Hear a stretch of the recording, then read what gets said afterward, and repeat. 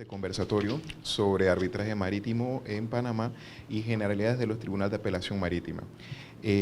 Nuevamente quiero agradecer a nuestros invitados por dedicar su tiempo y apoyar esta actividad, que es una novedad. Antes de dar inicio, voy a explicar brevemente a los invitados la dinámica sobre la cual se va a desarrollar este conversatorio. Este conversatorio tiene dos temas a tratar: arbitraje y el Tribunal de Apelaciones. Estos dos temas se van a tratar en bloques distintos. El primer bloque va a ser de 30 minutos y se va a dedicar a lo que es arbitraje. El segundo bloque va a ser 30 minutos dedicados al Tribunal de Apelación Marítima. Este conversatorio ha sido estructurado en un cuestionario que ha sido desarrollado por los estudiantes de la Asociación de Estudiantes de Derecho Privado y mi persona. Este cuestionario le va a brindar la estructura necesaria al conversatorio. Ustedes, miembros del público, están invitados a participar, brindar sus comentarios, y si quieren hacerle alguna pregunta a alguno de los miembros, el estudiante Juan Estriví les va a facilitar el micrófono.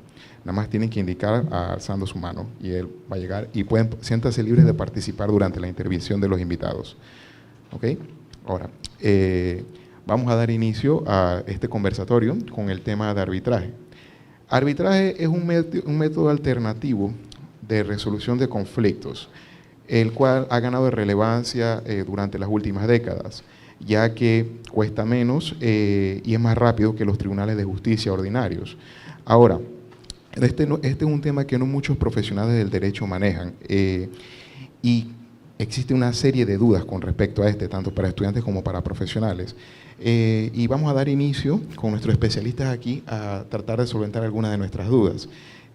La primera pregunta que surge es si en Panamá en verdad existe una cultura de arbitraje en general. Magister Barranco o doctor Linares. En derecho marítimo ha habido muy pocos arbitrajes todavía.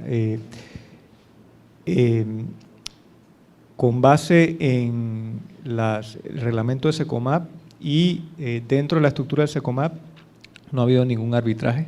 Casi hay uno, pero bueno, no sé, a lo mejor se da. Pero yo sí conozco directamente de un proceso de arbitraje que se llevó a cabo marítimo, pues por mutuo acuerdo de las partes. Fue un caso que inició en los tribunales marítimos y después las partes de mutuo acuerdo trasladaron eso a un tribunal, a un tribunal arbitral, y las reglas que utilizamos fue el Código de Procedimiento Marítimo, ¿no? Pero si hoy en día por no decir que no sí te puedo decir que hay muy poco arbitraje marítimo en Panamá. Casi todas las causas marítimas que se ventilan en Panamá se desarrollan dentro de los tribunales marítimos de Panamá. Y bueno, SECOMAP es un esfuerzo pues de nuestra asociación, la Asociación Panameña de Derecho Marítimo, la Cámara Marítima de Panamá, de pues abrir la posibilidad de que en Panamá, que yo creo que es el país de la región de Iberoamérica en donde se da una práctica real de litigio marítimo, abrir la posibilidad de que… Bueno, yo quería agregar algo, y es que el arbitraje marítimo, si bien es cierto que en Panamá no tenemos una práctica de él, como lo dijo el licenciado Linares, a nivel internacional, porque el derecho marítimo es internacional, hay que partir de eso, ¿no? Ustedes van a ver siempre un vínculo internacional en un caso de derecho marítimo. O sea, a nivel internacional sí existe y es muy conocido el arbitraje. Centros como los de Nueva York, que están ubicados en otros lugares, en Estados Unidos, en otros lugares de Estados Unidos, en Londres, y pues Singapur y otros centros famosos. Entonces, la idea de traerlo a Panamá es nueva en el sentido de aquí local, ¿no? Lo que queremos es traerlo a Panamá, sobre todo para los casos que se ventilen dentro de nuestra jurisdicción. Y pues el SECOMAP, esa es la intención. Desde el año 2007 se comenzó con este proyecto y recientemente se han hecho unos ajustes en los reglamentos. Ya tenemos una página web Se llama, pueden entrar, secomap.com, ORG también, y ahí verán pues que ya tenemos toda una estructura.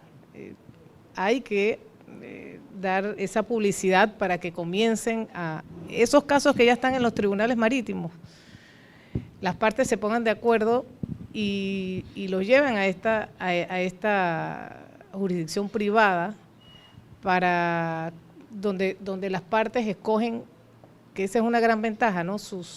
Quiénes van a decidir sus casos, a diferencia de los tribunales marítimos, que es el juez que te toque, es el que va a resolver los casos. En el arbitraje tú escoges, las partes escogen quién van a ser los que van a decidir sus casos, y de esa manera, pues creo que me estoy adelantando a otras preguntas, pero pues ahí no importa, ¿no? O sea, es parte del tema. Y esa es una de las ventajas, pues, y además que eso lo quería aportar yo, de que es cierto que aquí en Panamá no tenemos una práctica de arbitraje, pero en el mundo marítimo internacional sí se da, y muchos de los casos que lo vemos en los tribunales marítimos se nos iban de las manos a los abogados marítimos de Panamá porque tenían una cláusula previa que decía arbitraje en Londres, arbitraje en Nueva York. Entonces ya se iban los casos de aquí y empezó a dar la idea, oye, ¿por qué no arbitraje en Panamá? Si tenemos todo lo que tienen ellos allá y todas las condiciones que debe tener un centro de arbitraje. Y ese es lo que para eso también estamos aquí hoy, ¿no? Una pregunta, Magister. ¿Existe alguna diferencia entre arbitraje comercial y arbitraje marítimo internacional? Yo pienso que el derecho comercial, el derecho marítimo es comercial realmente. O sea, sí hay una diferencia en el sentido de que la jurisdicción marítima, por ejemplo, es muy específica con el tema de los problemas o los conflictos que surjan del comercio marítimo, que tiene que ver con las aguas, con los seguros marítimos, con las colisiones que pasan en los buques, el manejo de carga, contratos de tipo marítimo. O sea, claro que hay una diferencia, pero sí encaja dentro del mundo comercial internacional, pienso yo que. No sé si quieres agregar algo. No, yo creo que eso es así, y bueno, lo que tú dices, ¿no? O sea, vamos a ver, los tipos de conflictos que se dan en el derecho marítimo per se no son muy distintos de los conflictos comerciales que se dan en otros ámbitos, ¿no? O sea, hay disputas contractuales, hay disputas extracontractuales.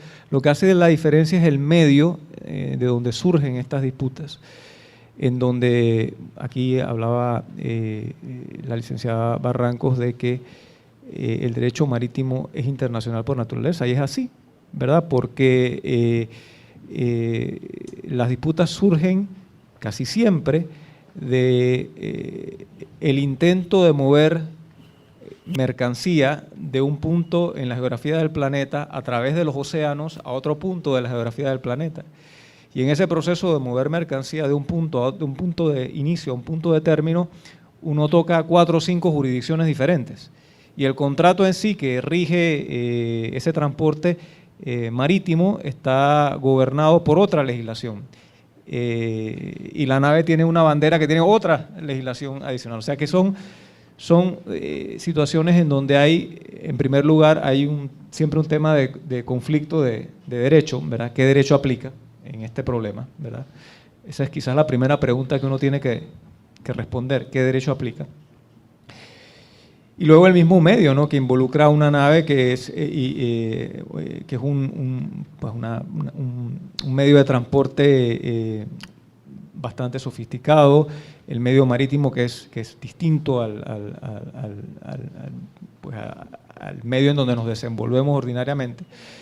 Y pues eso requiere cierto conocimiento especial y específico, ¿no? Entonces, esa es la razón de ser de que exista una jurisdicción marítima especial, y es la razón por la que estamos tratando de crear un centro de arbitraje específico para ventilar asuntos marítimos, ¿no? O sea que el medio hace toda la diferencia. pero igual hay disputas contractuales como sucede ordinariamente y se ven en la jurisdicción ordinaria, o disputas extracontractuales, hay accidentes, pero todo es en el mar y involucra una nave, ¿no? Okay, entonces, en base a su opinión, ¿quiere decir que el arbitraje marítimo internacional es una necesidad de la industria marítima contemporánea? Así es, indudablemente decía la licenciada Barranco de que el arbitraje se da y mucho a nivel internacional en el derecho marítimo. Casi todos los contratos marítimos tienen una cláusula que remite a arbitraje por lo general en Londres, a veces en Nueva York, pero por lo general en Londres. Londres es el centro de arbitraje marítimo internacional.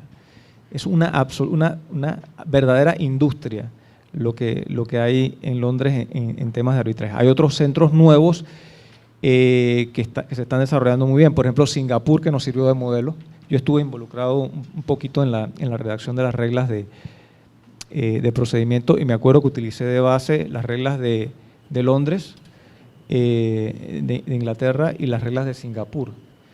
O sea que Singapur tiene un centro muy interesante que se está desarrollando mucho, creo que Hong Kong también, Nueva York, aunque me parece que ha decaído un poquito en los últimos años, y por supuesto el premio se lo lleva a Londres. O sea, en Londres se ventilan casi todas las disputas marítimas, precisamente porque casi todos los contratos incluyen una cláusula que remite al foro londinense para resolver, al arbitraje, para resolver pues las... ¿Y esta popularidad que ha ganado Londres, esto se debe a su tradición marítima? ¿O así es, se debe a su tradición marítima.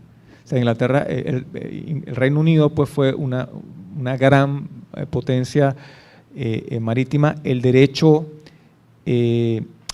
marítimo inglés es muy desarrollado, es el modelo de todas las legislaciones, diría yo, marítimas modernas que hay.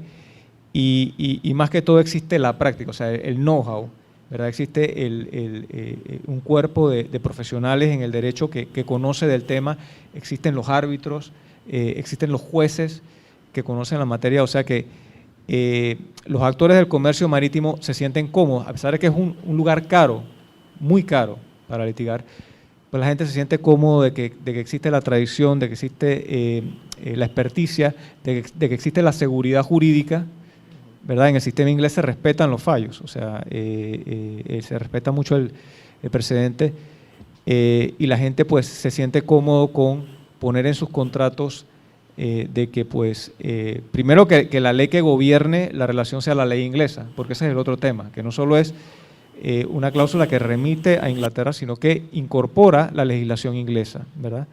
Y estamos hablando de partes que no son inglesas, o sea, qué sé yo, un italiano y un francés, o un italiano y un chileno, sienten que hay confianza en el foro inglés como para enviar a ese lugar pues sus controversias. Ahora bien, usted mencionó que Londres es un lugar caro para litigar. Sí. Ahora, yo tengo entendido que el arbitraje, una de las características principales es los costos bajos en comparación a las cortes ordinarias. ¿Es en verdad una ventaja? ¿Un arbitraje te cuesta mucho menos que un litigio en la justicia ordinaria o en el presente es igual de costoso? Mira, ¿dónde radica la ventaja del tribunal arbitral?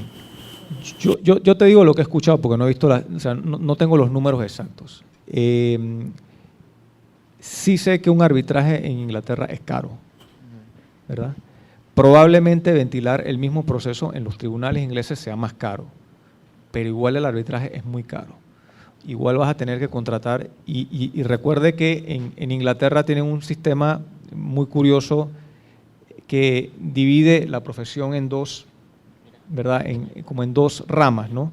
Están un grupo de abogados que se encargan de atender al cliente y de básicamente preparar el caso y tenerlo listo para llevarlo a los tribunales de justicia o al tribunal arbitral. Ese profesional se llama un solicitor, ¿verdad? Y luego está otro profesional distinto, ¿verdad? Abogado también, que es el que se encarga de litigar el caso ante un juez o ante un árbitro, y eso se llaman los barristers, ¿verdad? O sea que hay solicitors y barristers. O sea que hay que pagar doble factor, y los barristers son carísimos, absolutamente caros. y los solicituos también son muy caros.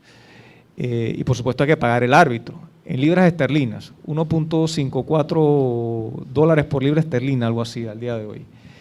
En Londres, que es una ciudad carísima, el servicio es muy bueno. O sea, la verdad es que son profesionales excelentes. Yo personalmente pienso que el sistema legal inglés es el sistema más sofisticado que existe en el mundo.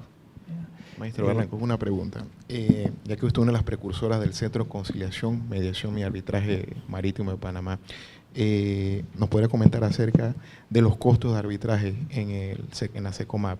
¿Es más fácil, es menos costoso llevar un arbitraje en Panamá o ir a la justicia ordinaria? ¿Hay una ventaja en base a los costos en el arbitraje en la SECOMAP? Bueno, nosotros para este tema de los honorarios contratamos a un gestor experto, que fue el doctor José María Alcántara, quien hizo una comparación de honorarios de todos los centros de arbitraje más importantes en el mundo y pues hacerlo más económico en Panamá, porque además Panamá es una ciudad más económica, comenzando de ahí en comparación a Londres o Nueva York o Singapur. Entonces, ya de ahí ya tenemos una ventaja, ¿no? Entonces, él aplicó una fórmula que sale mucho más barato que en estos otros centros. Y con la ventaja de que vamos a tener árbitros que son los mismos árbitros, muchos de ellos que están en Londres, que están en Nueva York, que están en Singapur, pero que tú los puedes llamar para que vengan a ser árbitros en Panamá. O sea, podrías hacerlo, ¿no? Y ellos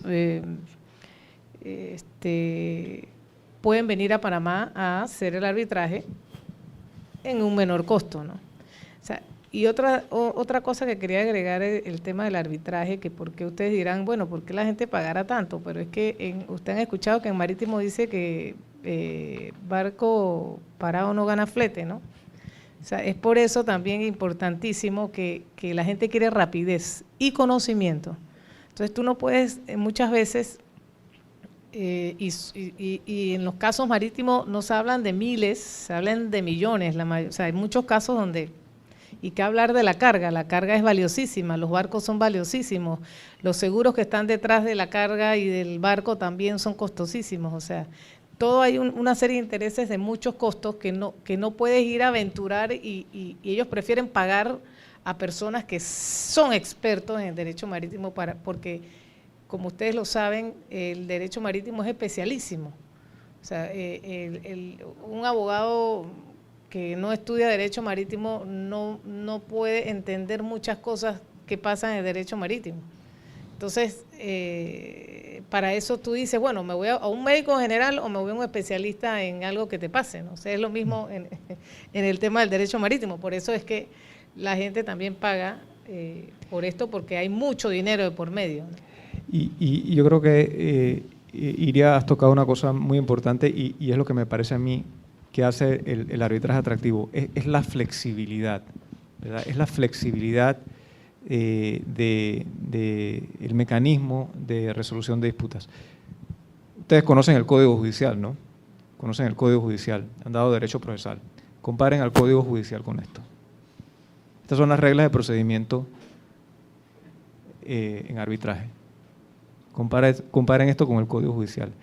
Es un procedimiento flexible. Los árbitros y las partes deciden cómo van a llevar, cómo van a armar su pelea. ¿Me explico?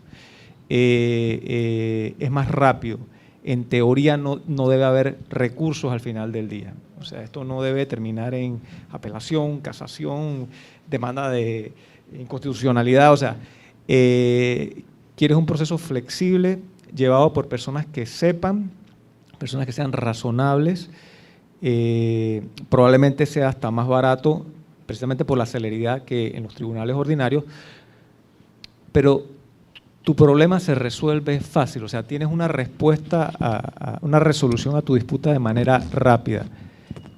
A los actores comerciales lo que les interesa es hacer negocio, ellos quieren seguir adelante con su vida, no quieren estar amarrados indefinidamente en procesos judiciales. y esa es la ventaja que ofrece el arbitraje. Entonces, ese reglamento de la SECOMAP puede considerarse un complemento a la ley 131 de 2013 sobre arbitraje. Sí, sí, o sea, la ley 131 aplica, ¿no? ¿Verdad? Entonces, el reglamento, si las partes acuerdan a esto, la misma ley te dice, 31 te dice que lo que las partes acuerden, eso es lo que se aplica, y donde hay vacíos, pues aplicaría la ley 131, que es bastante flexible también. O sea, ese es realmente el genio del arbitraje, o sea, la flexibilidad. Perfecto. Una pregunta curiosa. ¿Qué diferencia existe entre el Centro de Conciliación y Arbitraje de Panamá y el Centro de Conciliación, Mediación y Arbitraje Marítimo de Panamá? ¿Están relacionados? ¿Son dos instituciones distintas? La SECAP y la SECOMAP. Sí, son distintos. Ellos, materia comercial, nosotros materia marítima, dentro del comercio, ¿no? Y pues ellos tienen sus propias reglas también, su propio reglamento. Nosotros tenemos un reglamento especialísimo, y pues, pero nos complementamos porque estamos dentro de lo comercial. De hecho, ellos también tienen, dentro de la SECAP, ellos tienen el arbitraje marítimo, pero nunca han hecho ningún arbitraje marítimo. ¿Puede considerarse entonces que ellos serían un tipo de competencia o no? Yo pienso que no, porque como les decía, en las especialidades, ¿no? O sea, tú vas a buscar médico especialista, y el que tiene un caso marítimo sabe que necesitas personas que entiendan el derecho marítimo. Le voy a poner un ejemplo. En algunas jurisdicciones, el buque, donde ustedes han pensado que un barco es considerado como una persona. O sea, esa es una gran diferencia. Por ejemplo, tú aquí en Panamá se demanda, y en otros, en el derecho marítimo internacional, se demanda al buque como si fuera una persona. Entonces, tú le llevas eso a una persona, un abogado que no estudia derecho marítimo, y eso no lo va a poder entender. Y hay otras cosas en el derecho marítimo que no se dan en otro campo. Entonces, por eso es la especialidad también, ¿no? Que hay que tener muy precisa, y eso no lo tiene, y no lo tiene la SECAP. Volviendo acá al tema de procedimiento, ya que usted hizo mención a un punto interesante, ¿son los laudos arbitrales sujetos a algún tipo de recurso o son definitivos? Bueno, está el recurso de nulidad ante la Sala Cuarta, ¿no? Por temas muy puntuales. Yo creo que el más importante es que los árbitros pues sean extralimitado en cuanto a la materia que han decidido, ¿no? Que se ha decidido sobre una materia que no estaba sujeta a arbitraje, y lógicamente el que no exista pues un acuerdo, un pacto de arbitraje, ¿no? Pero son muy pocos los supuestos de hecho que dan derecho a interponer un recurso de nulidad, ¿no? Pero sí habría esa posibilidad, aunque las partes pudieran acordar de que hubiese una única instancia y que los laudos fueran irrecurribles. Eso lo contempla el reglamento. Okay. Una pregunta, ahora hablando de las partes y cláusulas arbitrales, ¿es posible acudir a la SECOMAP sin necesidad de una cláusula arbitral? Sí, claro. O sea, para que haya arbitraje, lo que sí se requiere es que las partes estén de acuerdo en inarbitraje. Les mencioné de un caso en donde yo estuve directamente involucrado aquí en Panamá, de arbitraje marítimo. Ese fue un caso que inició en los tribunales marítimos, y las partes se pusieron de acuerdo en sacar el tema del tribunal marítimo y llevarlo a un tribunal arbitral.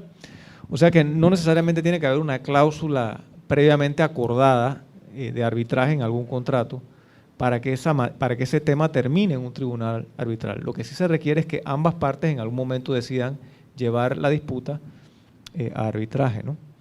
Así que, o bien puede haber un acuerdo previo que eventualmente debe generar un arbitraje, o puede haber un acuerdo posterior de las partes a llevar el tema a un arbitraje. ¿Pueden los tribunales arbitrales dictar medidas cautelares? Por ejemplo, el arresto de una nave. ¿Cabe esa posibilidad o eso compete solamente a los tribunales marítimos? Sí lo pueden dictar, el reglamento lo pueden dictar. Vamos a ver, aquí hay un tema delicado. El único tribunal en Panamá que puede ejecutar un secuestro de una nave, o los únicos tribunales, mejor dicho, son los tribunales marítimos de Panamá. Ningún otro tribunal en este país es competente para secuestrar una nave. Un tema laboral, civil, lo que sea, que por alguna razón haya que aprender una nave e imponerle una medida cautelar, el tribunal que tiene que ejecutar eso es el Tribunal Marítimo de Panamá. Con lo cual, el tribunal competente debe remitir un oficio al Tribunal Marítimo de Panamá para que el alguacil del Tribunal Marítimo de Panamá ejecute el secuestro. Pero un tribunal civil no puede decretar un secuestro de una nave. Un tribunal laboral no puede decretar un secuestro contra una nave. Y asimismo, el tribunal arbitral puede pedirle al tribunal marítimo, decidir y acceder a una medida cautelar, pero la ejecución de esa medida cautelar le compete es a los tribunales marítimos de Panamá. Pero sí el tribunal arbitral tiene esa facultad de otorgar una medida cautelar para que luego sea ejecutada por el tribunal. Magister Barrancos, una pregunta. ¿Puede algún tribunal de justicia panameño interferir con el tribunal arbitral? Es decir, ¿puede haber una intervención de una autoridad judicial en un arbitraje o no se puede? No veo la posibilidad, o sea, es que no entiendo muy bien la pregunta. Ok. ¿Puede intervenir un tribunal judicial en un arbitraje de la SECOMAP? Es que este es un tribunal privado, ¿no? Exacto. Yo veo que no me parece que es autónomo, independiente, como cualquier otro tribunal, ¿no? A mí lo único que se me ocurre y que no debe ser algo muy común es que alguien interponga algún recurso constitucional y que ordene suspender el proceso por alguna violación a las garantías constitucionales, algo así. Pero fuera de eso, fuera de un asunto de violación de garantías constitucionales, no debería suceder que algún tribunal interviniese en un proceso que, como dice la licenciada Barranco, es un proceso privado, es algo que se está dando por acuerdo de las partes. Okay. Ya anteriormente mencionaron el London Maritime Arbitrators Association como el principal centro de arbitrajes. Está el centro de arbitrajes de Nueva York, el de Singapur, que como usted mencionó, fueron estudiadas sus reglas para tomar inspiración para el desarrollo de las reglas de la SECOMAP. Ahora, ¿de qué manera nuestro centro de arbitraje panameño puede competir con estos otros colosos del arbitraje, por buscar una palabra?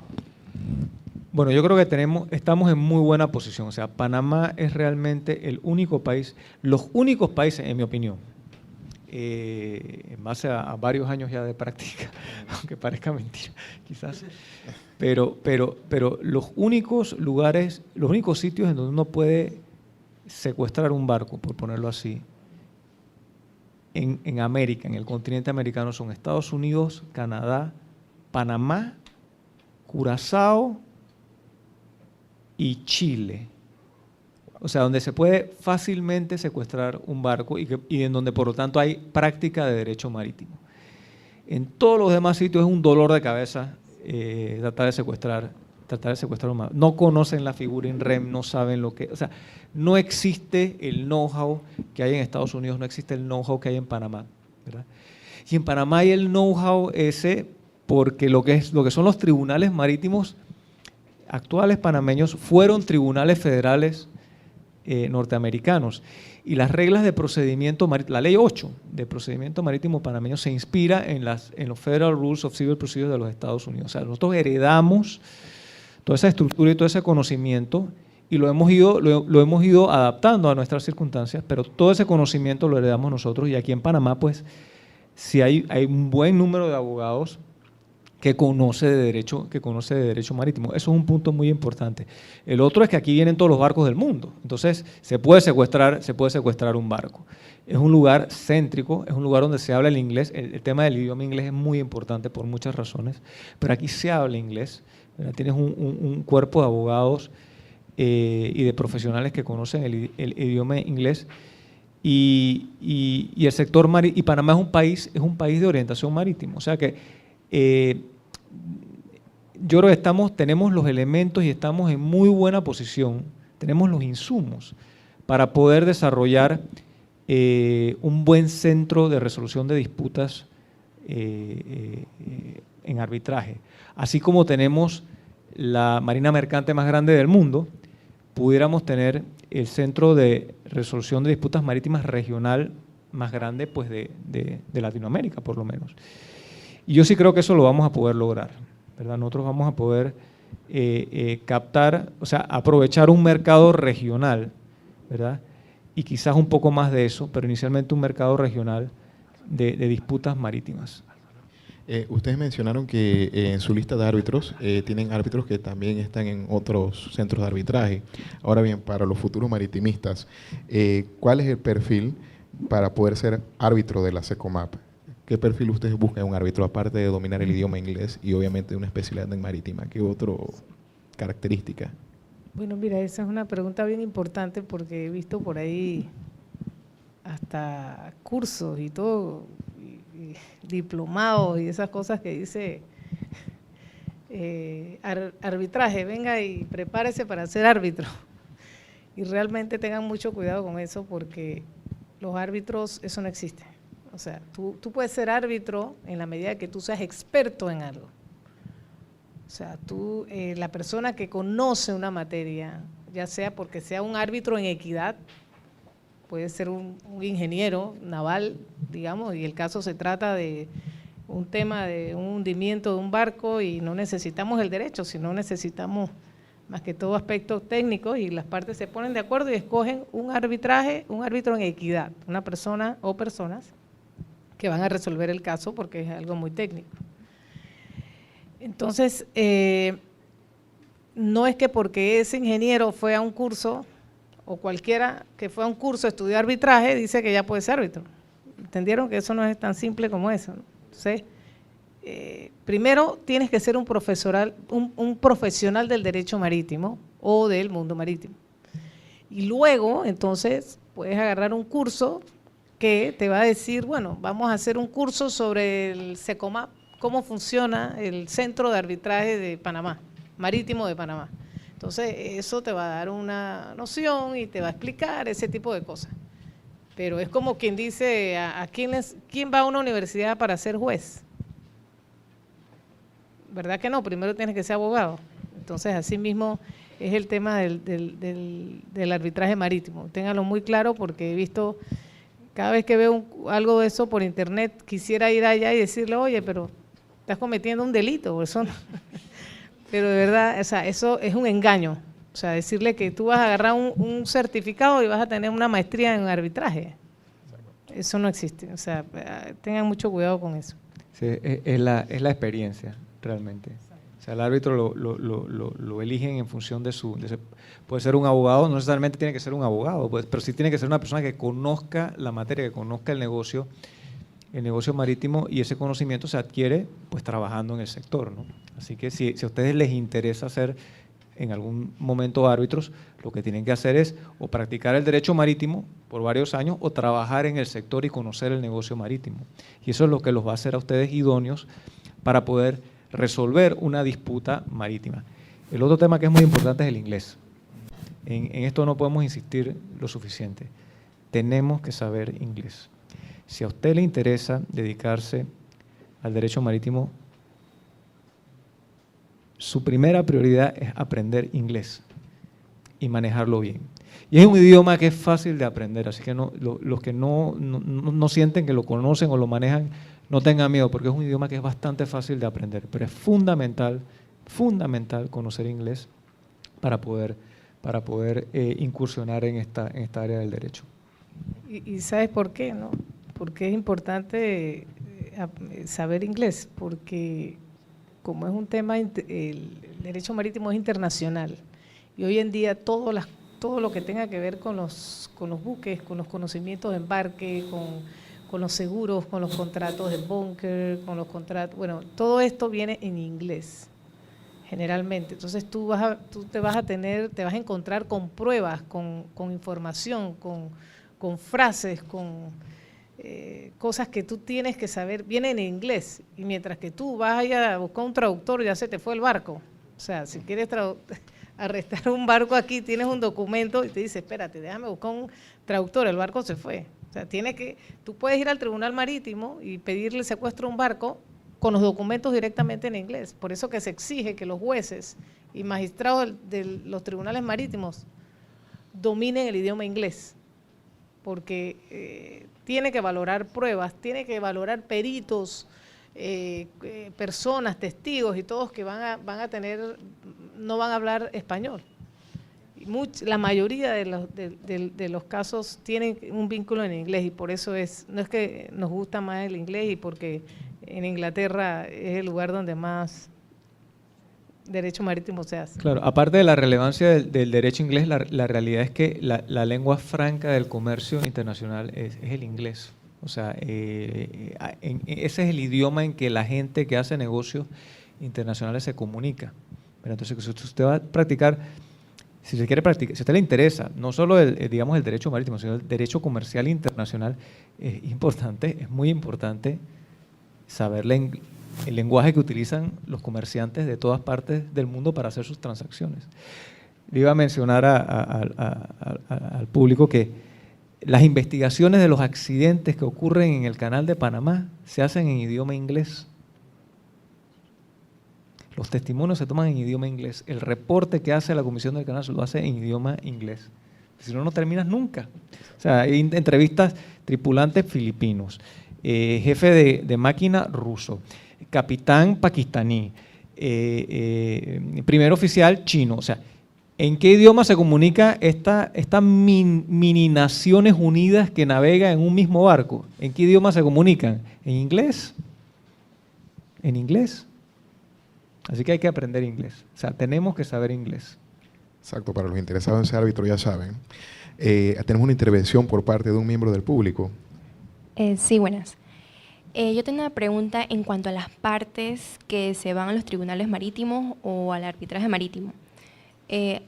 ¿Las partes deben tener alguna legitimidad en cuanto para dirigirse a los tribunales o al arbitraje?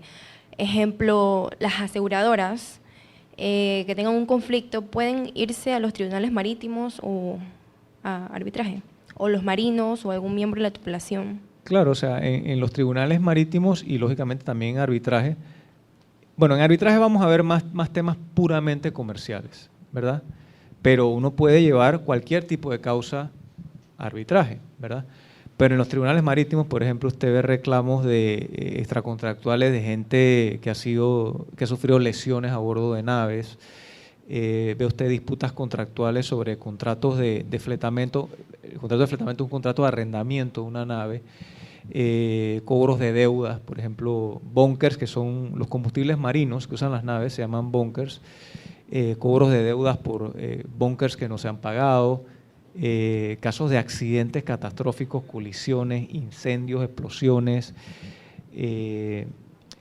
reclamos laborales, de todo tipo de disputas. O, por ejemplo, daños de carga, reclamos por daños de carga es algo muy común que se ve en los tribunales marítimos. Y las aseguradoras que pagan a los consignatarios de la carga, o sea, las personas que reciben la carga en el destino y se subrogan a los derechos del consignatario, pues pueden lógicamente ir a los tribunales a presentar una demanda y pudieran también acceder a los tribunales arbitrales. O sea que usted en lo marítimo ve todo tipo de disputas, ¿verdad? Lo único que surgidas en el mar. Ok, gracias. En cuanto a los conflictos laborales, ejemplo, si un tripulante panameño tiene algún conflicto laboral, ejemplo como el despido injustificado, él se dirige o él puede interponer una demanda. Tengo entendido que los conflictos laborales se rigen bajo una competencia especial. Entonces, estas personas se dirigen a los tribunales seccionales de trabajo o a los que creo, me parece que los temas, esto es un marino panameño, ¿verdad?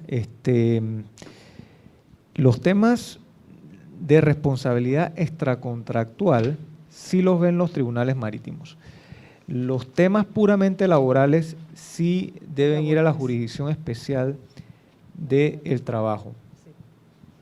Así es. Y entonces, bueno, existen en papel tribunales marítimos laborales. Sí. Lo que no existe es el presupuesto, que yo sepa. Pero Más que no serían muchos, porque imagínense, eso no es muy frecuente. O sea, no habría suficiente casos para atender. Quizás los mismos tribunales marítimos pudieran tener algún otro juez, digamos, que pongan para que haga eso y tenga otras competencias, pero realmente los casos laborales no marítimos que piden ese tipo de cosas, ¿no? Salarios, eso los ve los tribunales de trabajo. Así, la norma es el artículo 21 de la Ley 8, del Código de Procedimiento Marítimo. El artículo 21 le explica cómo se divide la competencia en temas laborales. Yo diría que la gran mayoría de los casos de marinos en los tribunales marítimos tienen que ver con un accidente, ¿verdad? No temas de despido, sino un accidente donde hay una lesión grave, entonces una demanda realmente de orden extracontractual, ¿no? Surgida pues a raíz de su empleo, ¿no? En la nave. Ok, una última pregunta. En cuanto a los matrimonios a bordo de buques, ¿tienen alguna regulación especial o...? Bueno, eso sí, yo nunca lo he visto en los tribunales marítimos. Demandas de divorcio. No, es igual, sería cualquier tipo de, digamos, de divorcio o algo que surja del matrimonio, tiene que irse a la jurisdicción correspondiente. O sea, no tiene nada que ver con una jurisdicción especial marítima. O sea, los marítimos no son los que lo van a divorciar, por ejemplo, si se llegan a divorciar. Ok, parece que tenemos otra intervención. Sí, buenas tardes. Mi pregunta es, ¿qué tan efectivo ha sido el arbitraje marítimo en cuanto a las reclamaciones derivadas de accidentes marítimos?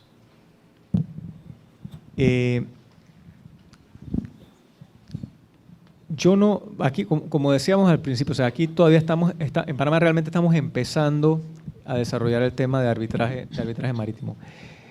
Asuntos de accidentes en el mar eso es materia extracontractual por naturaleza. O sea, no hay un contrato de por medio. O sea, sucede un accidente y punto. Es un reclamo siempre extracontractual.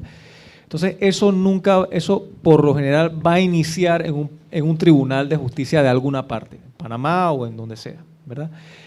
Lo que sí puede suceder es que las partes de mutuo acuerdo decidan llevar esa disputa extracontractual a un tribunal arbitral.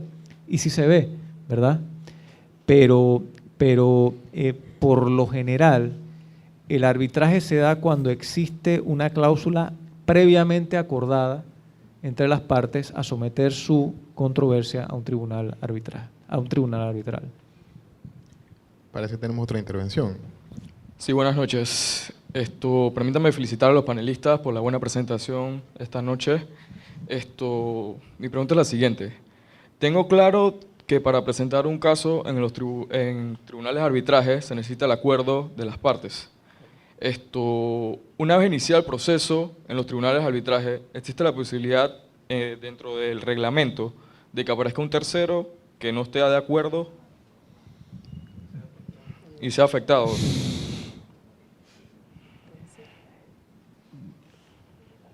¿Se solventaría en los tribunales marítimos o...? Un tercero afectado, o sea, vamos a ver, ahí se complica un poco el tema porque, digamos, la competencia del tribunal arbitral la crean las partes por mutuo acuerdo. Entonces, la pregunta es si puede un tercero intervenir en un proceso arbitral cuando no lo han invitado. Pudiera ser, o sea, yo no quisiera excluir la posibilidad, pero el simple hecho de que la competencia del tribunal arbitral surge de la voluntad de las partes hace la intervención, hace la tercería un tema un poco complicado. Yo diría que, si te puedo dar una respuesta así muy general, y cada caso es cada caso, ¿no? Pero una respuesta muy general es que está difícil, ¿verdad? Está difícil que un tercero irrumpa en un proceso de arbitraje y a la fuerza se meta como parte en él, y que los árbitros, porque lo que va a tener que suceder es que los árbitros lo admitan, ¿no? Y me parece que sería un caso muy, muy particular.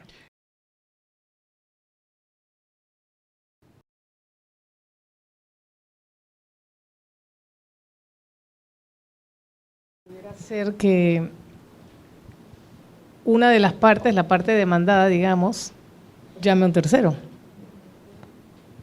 También se puede dar como en los tribunales marítimos, o sea, en su defensa él dice, espérate un momento, tú me estás reclamando a mí, pero yo pienso que no soy yo, sino un tercero, y puede entrar en un tema de arbitraje, y si el tercero pienso yo que acepta o entra, habría que ver cómo se maneja eso, pero me parece que pudiera ser como una parte de una defensa de uno de la parte demandada, ¿no crees? Sí, puede ser. La gran diferencia es que el árbitro, o sea, el reino del árbitro, es o sea, las fronteras de su jurisdicción es la voluntad de las partes. Ese no es el caso con un juez. Un juez te obliga y punto, me explico. O sea, entras y ya. O sea, el árbitro está amarrado por lo que las partes le han permitido hacer, ¿verdad? O sea, que es un ámbito de competencia mucho más reducido. Y me parece a mí que las tercerías en el arbitraje no es que no se den ni se puedan dar, sino que son muchísimo más limitadas que en un tribunal ordinario. Una pregunta acá.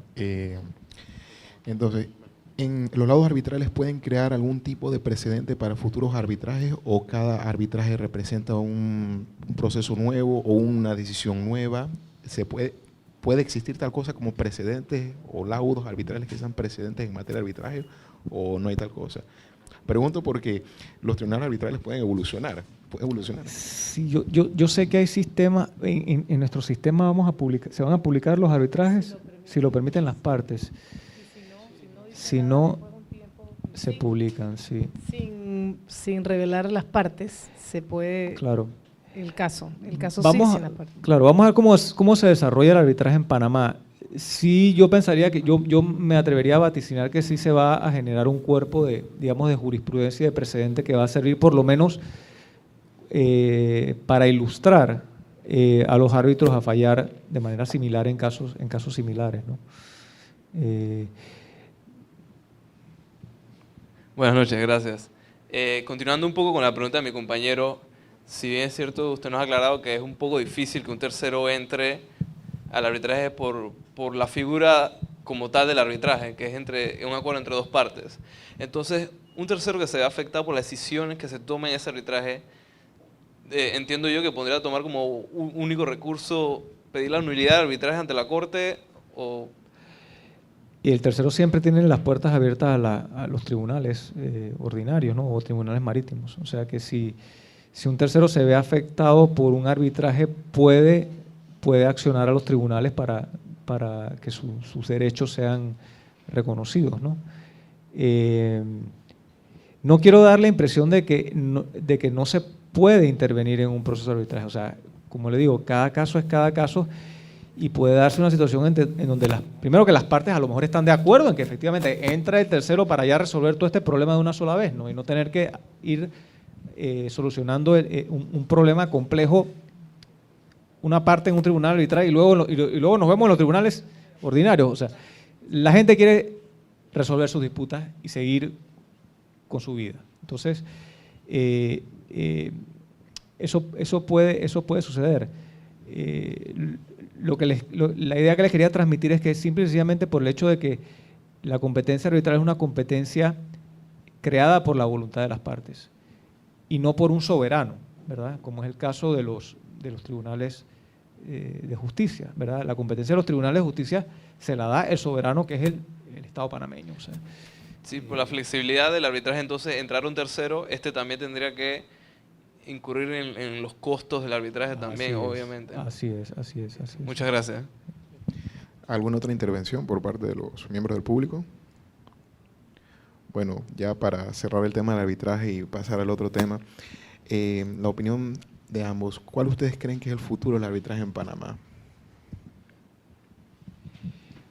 Yo creo que es un futuro interesante, yo creo que va a ser un futuro exitoso, como le decía, profesor. Yo creo que Panamá está muy bien ubicado, primero geográficamente, también por su muy desarrollado sector marítimo, por la presencia de buques y de navieras en nuestro territorio. y por la existencia de la experticia profesional para resolver disputas marítimas, yo creo que este centro se va a desarrollar y vamos a tener en algunos años una práctica arbitral tan desarrollada como la que existe en los tribunales marítimos. O sea que yo sí estoy muy optimista de que al principio iremos un poco lento, ¿verdad? Porque la gente tiene que conocer. Igual sucedió en Londres, o sea, el foro tiene que darse a conocer, los actores tienen que sentir confianza, ¿verdad?, por la institución, sentir confianza por el nivel profesional con que se manejan sus asuntos. Pero una vez usted gana esa confianza en este mundo, que es un mundo muy chiquito, el mundo marítimo es bien chiquitito, ¿verdad?, cubre todo el globo terráqueo, ¿verdad?, y toca todas partes del mundo, pero es un mundo de muy pocos actores. Una vez usted desarrolla una reputación, tenga por seguro que lo van a utilizar y que lo van a llamar. Así que yo sí estoy bastante optimista de que vamos a tener una práctica muy, muy interesante. Yo creo que la mejor en la región latinoamericana de arbitraje marítimo. O sea, es un campo en donde va a haber muchas oportunidades aquí en Panamá. ¿Algo que agregar, maestra? Sí, yo pienso igual. Creo que va a ser una necesidad cuando tengamos las próximas esclusas, va a haber más movimiento de buques de otros tamaños, sigue creciendo el movimiento de carga, los negocios marítimos siguen en aumento, ustedes ven cada vez hay más lotes con más contenedores. Si ustedes van al área revertida por allá, ustedes ven el movimiento, hay cualquier cantidad de servicios marítimos que se están dando, va a crear una necesidad, porque se necesita la rapidez, necesitan el conocimiento, y en la medida en que tengamos una lista de árbitros o sepamos escoger los árbitros, esa va a ser la clave. Así como en Londres tienen profesionales de primera muy prestigiosos, que es lo que estamos tratando nosotros en SECOMAP. Esa va a ser la clave para que esto se desarrolle con tanto éxito como en otros países que tienen, pues, antigüedad en el arbitraje. Muchas gracias. Con esto damos terminada la primera parte.